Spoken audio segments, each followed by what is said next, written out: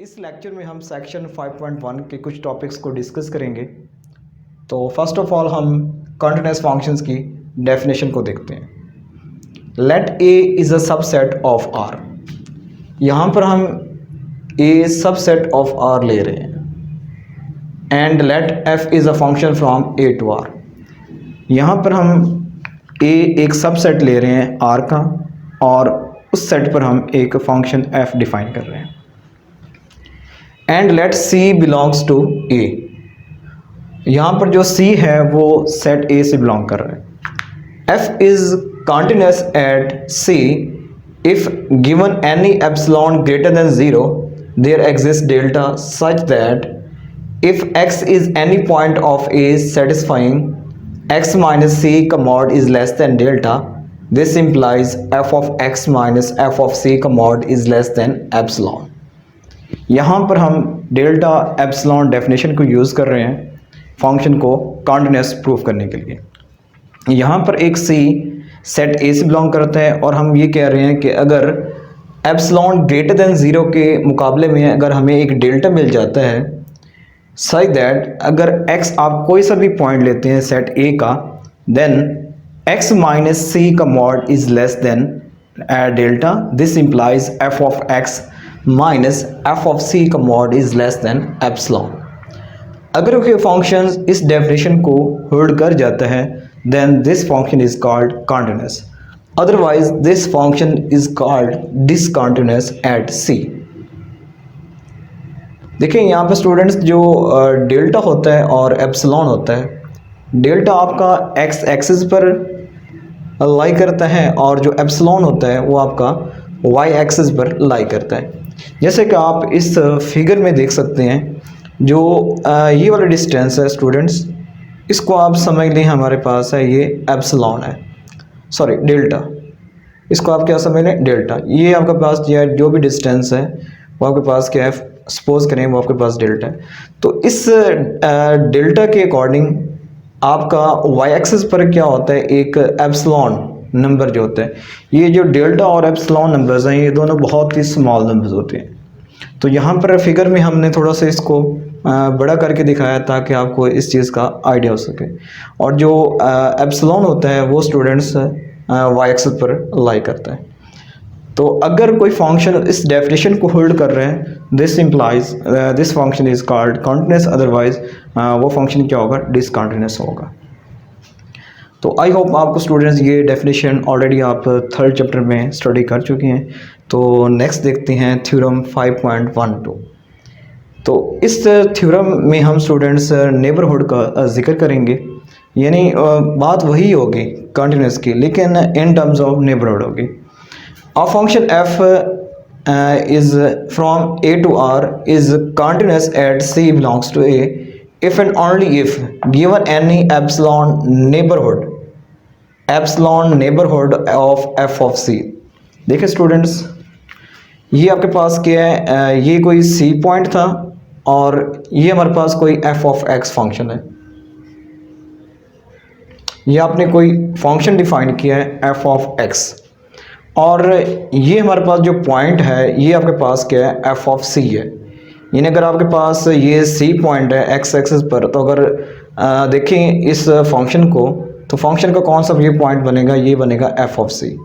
तो यहाँ पर हम क्या कह रहे हैं कि given any epsilon neighbourhood of f of c. तो ये जो स्टूडेंट्स यहाँ पर मैंने हाईलाइट किया हुआ है ये चीज़ें, तो इसको हमने क्या कहा है कि epsilon neighbourhood of f of c. ये जो स्टूडेंट्स हमारे पास है, ये यहाँ पर जो ब्लू लाइन से यहाँ पर जो हमें दिखाया गया है ये एरिया, ये स्टूडेंट्स क्या है, ये epsilon neighbourhood of f of c है। फंक्शन का स्टूडेंट्स ये क्या है, एप्सिलॉन नेबरहुड ऑफ सी है।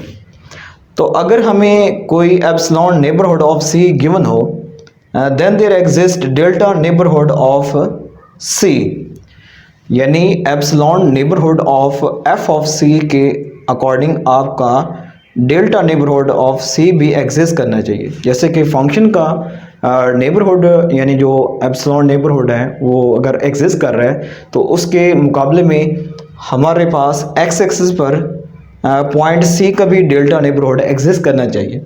such that if x is any point of a intersection v यानी neighborhood of c, अगर x कोई भी पॉइंट आता है, ठीक है स्टूडेंट्स, अगर आपका x कोई भी पॉइंट हो, अगर x इससे बिलोंग कर जाता है a intersection v delta neighbourhood of c, x is any point of a intersection v neighborhood of c, then f of x belongs to epsilon neighborhood of f of c। अगर students कोई भी हमारे पास देखें, अगर for example ये भी point हो सकता है, ये वाला पॉइंट, इसको समझ लें आप x, तो जो x होगा स्टूडेंट्स वो a intersection delta neighbourhood of c, अगर delta neighbourhood of C and अगर आप लें ए का इंटरसेक्शन लें, इन दोनों का इंटरसेक्शन लें और एक्स उससे बिलोंग कर जाए, देन जो एफ ऑफ एक्स होगा स्टूडेंट वो इस जो हमारे पास ये वाला जो एरिया होगा स्टूडेंट्स वो इससे बिलोंग करेगा। जो ये वाला मैंने एरिया हाईलाइट किया हुआ है स्टूडेंट्स, ये वाला इस एरिया से, यानी अगर आप ये वाला एक्स लेते हैं तो ये जो स्टूडेंट्स आगे ऊपर जो पॉइंट होगा ये वाला, ये भी पॉइंट क्या होगा, एफ ऑफ एक्स के इक्वल होगा। ठीक है स्टूडेंट्स, अगर आप यहाँ पर एक्स लेते हैं तो यहाँ पर कोई पॉइंट ऐसा होगा जो आपके पास क्या होगा, एफ ऑफ एक्स होगा। तो अगर आप ये कह रहे हैं कि अगर एक्स अगर आप इसी एरिया से लेते हैं तो अगर आपको उसी पॉइंट के अकॉर्डिंग अगर आपको यानी epsilon neighbourhood of f of c में वही पॉइंट यानी फंक्शन की वैल्यू मिल जाए ऑफ एफ ऑफ एक्स की, then this function is called continuous. तो अगर वो उस तरह की डेफिनेशन अगर होल्ड हो रही है तो स्टूडेंट्स वो फंक्शन क्या होगा, वो कॉन्टिन्यूस होगा। यानी that is f of A intersection यानी delta neighbourhood of c is a subset of epsilon neighbourhood of f of c. यानी जो कह रहा है ये फंक्शन की यानी जो एफ ऑफ एक्स होगा स्टूडेंट्स वो इसका क्या होगा, सबसेट होगा। यानी जो आपके पास ये वाला जो एरिया है स्टूडेंट्स, ये वाला एरिया, वो कह रहा है कि अगर एफ ऑफ एक्स जो यानी अगर हम ये डेफिनेशन होल्ड कर रहा है कोई भी पॉइंट, तो एफ ऑफ जो स्टूडेंट्स एक्स होगा वो इसी का क्या होगा, सबसेट होगा। ठीक है स्टूडेंट्स, तो आई होप ये थ्योरम आप समझ गए होंगे। इसमें सिर्फ नेबरहुड का जिक्र किया गया है, एप्सिलॉन डेल्टा नेबरहुड, और वो बताया गया कि अगर कोई पॉइंट नेबरहुड में एग्जिस्ट कर रहा है तो उसके अकॉर्डिंग उस वैल्यू पर या उस पॉइंट पर फंक्शन की वैल्यू भी अगर एप्सिलॉन नेबरहुड में आ जाती है तो वो फंक्शन क्या होता है, कॉन्टिन्यूस होता है। तो नेक्स्ट देखते हैं स्टूडेंट्स, ये फिगर इसी फिगर जो बनी हुई हैं वो इन्हीं डेफिनेशंस के लिए बनाई गई थी। नेक्स्ट देखें रिमार्क्स स्टूडेंट्स, तो नेक्स्ट देखते हैं रिमार्क्स को। If C is a limit point of A, then f of C is equal to limit x approaches to C f of x। अगर आपका जो C है वो लिमिट पॉइंट बनता है सेट A का, if C is a limit point of A, अगर C जो है स्टूडेंट्स वो A का लिमिट पॉइंट है, यानी A से भी बिलोंग कर रहे हैं और वो उसका लिमिट पॉइंट भी है, देन क्या होगा कि f ऑफ C किसके इक्वल होगा, limit x approaches to C f of x। यानी जो f ऑफ C की वैल्यू होगी वो इस वैल्यू के इक्वल होगी। अब देख लेते हैं कि लिमिट पॉइंट क्या होता है या क्लस्टर्ड पॉइंट क्या होता है। क्लस्टर्ड पॉइंट या लिमिट पॉइंट को हम एक ही नाम देते हैं। अब देखें यहाँ पर डेफिनेशन लिखी हुई है क्लस्टर्ड पॉइंट की, let A is a subset of R। यहाँ पर जो हम A ले रहे हैं वो क्या है, R का सबसेट है। A point C belongs to R is a clustered point of A if for every delta is greater than 0 there exist at least one x belongs to A, x is not equal to C।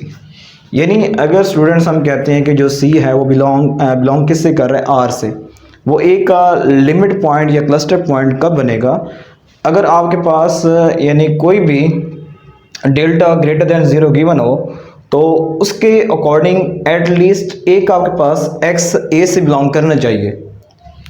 यानी अगर आप क्या कहते हैं कि जो C है वो सेट A का क्लस्टर्ड पॉइंट है या लिमिट पॉइंट है, तो अगर आपके पास कोई भी डेल्टा ग्रेटर देन 0 गिवन हो तो उसके अकॉर्डिंग एक x भी a से बिलोंग करना चाहिए, यानी जो x है वो a से बिलोंग करे और x is not equal to c, then x minus c का mod is less than delta होना चाहिए। देखिए स्टूडेंट्स, चलें हम यहाँ पर देखें, इस फिगर से आपको इस डेफिनेशन को समझाने की कोशिश करता हूँ। आप ये कह रहे हैं कि जो c है, आप समझ लें कि स्टूडेंट्स ये हमारे पास कोई सेट a था, ठीक है स्टूडेंट्स, इसी को आप समझ लें ये सेट a है, या आप समझ लें ये वाला जो सेट है वो हमारे पास a सेट है। और हम ये कह रहे हैं कि जो c है वो a का लिमिट पॉइंट कब बनेगा, अगर आपके पास कोई भी, अगर हम कहते हैं डेल्टा, कोई भी अगर आप नंबर ले लेते हैं डेल्टा, ठीक है, ये आप समझ लें ये हमारे पास क्या था, नंबर हमारे पास